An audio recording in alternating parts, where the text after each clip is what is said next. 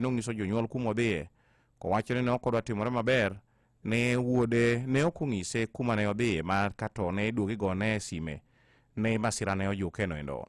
Bende nokwayo jonyuol mar mondo mi jotemie sumo paro kata joyude puonj kaluwore gi kod wach masira mano ojuko wuode noendo mar mondo mi jonyuol obedie jogo matemo luwo kuonde ma nyithigi dhiye kinde ka kinde mar neno ni nyithigi ok ochopo kuonde moko ma ginyalo ketho ngimagi kata ma ginyalo yude hinyruok e sa asaya.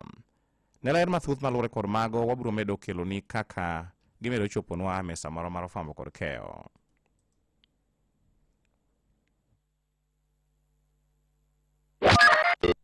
Matuch e kor gwenge gi James Rabala.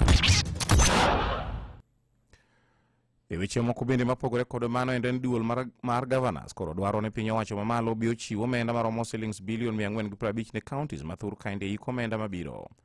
Kane oloso nyim jokanyo mag komiti ma ochung' ne weche mag bajet e od bura mamalo, gavana ma Kakamega ma bende en jakoma mar komiti ma ochung' ne weche mag omenda e duolno endo Ferdinand Baraza ne odwaro mondo od bura mamalo ketie tim winjruok mane nie kind jatend piny Kenya William Ruto kod ogai mar ODM Raila Amolo Odinga maneno ni counties oyudo omenda maromo shillings bilion 450 e higa ka higa. Baraza kata kamano no oseo mokalo moko kuom ting' mane omi tend counties to pod sirikal mamalo ema timo, kama ne owacho ni mondo teg wach loch gweng' kata devolution mwandu mathuth onego chwal ne jopiny. It will be proper for functions which are devolved and we have attendant resources to be taken to counties. We have no issue by the way with bursaries, Honorable Aseka. In fact, if there is any if there's anything that we are very happy about is the bursaries to be consolidated and addressed by the national government, so that if there is any specific county that we still want to progress with paying bursaries, then you can have an IPA with national government. But our position, we are not fighting for bursaries. But whatever that is involved, let it actually be done by counties. And that is the only way that will be complying with the constitution. Jatend migawo mochung' ne weche mag pur e pacho Kani Mutahi Kagwe wacho ne piny Kenya oikore mar neno ni weche mag chiemo moromo obede thuru kaendi. Kane oloso romo mar weche mag chiemo makare boma ma Paris e piny France, Kagwe nowacho ni okenge oseketi mar rakruok gi weche mag kech, ka moko kuom okenge ma kamago endo en tiyo gi weche mag lony manyasani kata teknolojia weche mag pur. Ne bende Orlando ne nitiere ber mathoth machalo kaka mag chanjo jamni mar mondo mi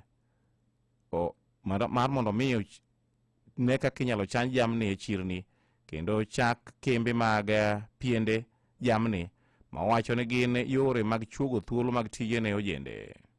The inclusion of young people to participate in this process, because if we address it as ourselves and forget about the youth and empowering the youth to participate in agriculture, both as a way of solving the current problems, but also as a future problem,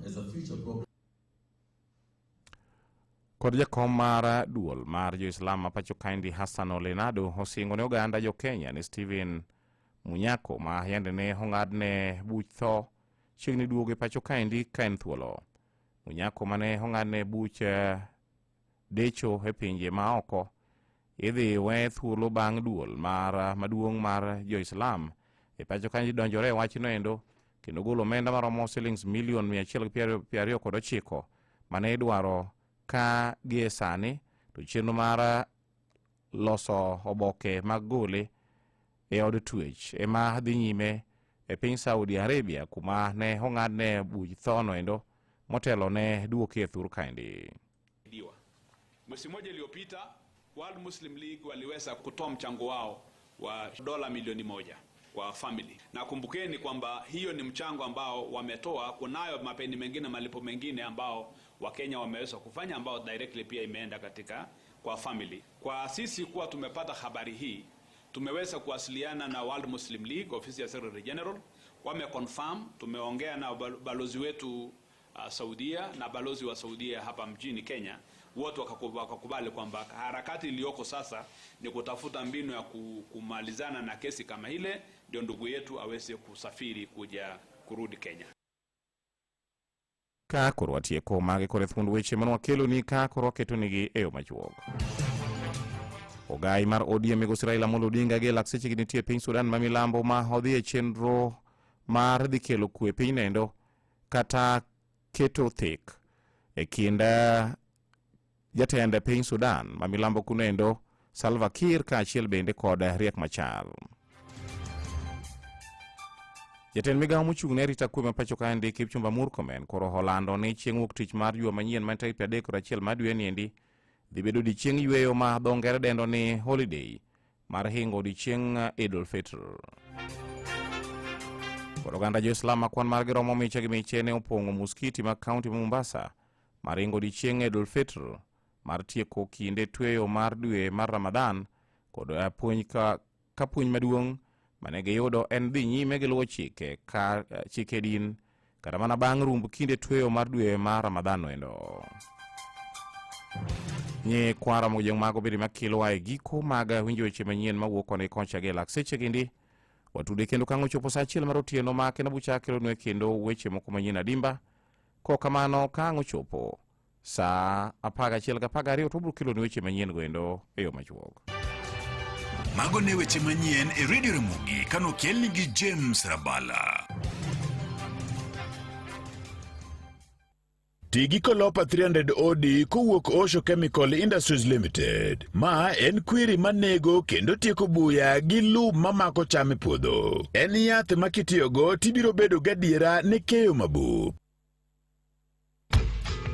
Rongo University kao thuolo ni mar goyo erokamano maduong' ne jogo duto mane ochope chenro mar yawo it jopiny kata public lecture manotimore tich ang'wen tarik 17 dwe ni mar adek higani. Ne en mor marwa mar bedo kod wendo modhial Migosi David Kenani Maraga ma en ogai machon mar doho maduong' pachoka kama ne olero mathoth e wi telo makare, katiba kod chike. Lokruoge ma Migosi Maraga osekelo ka omakore gi weche mag chike thurka ne oweyowa kod puonj makende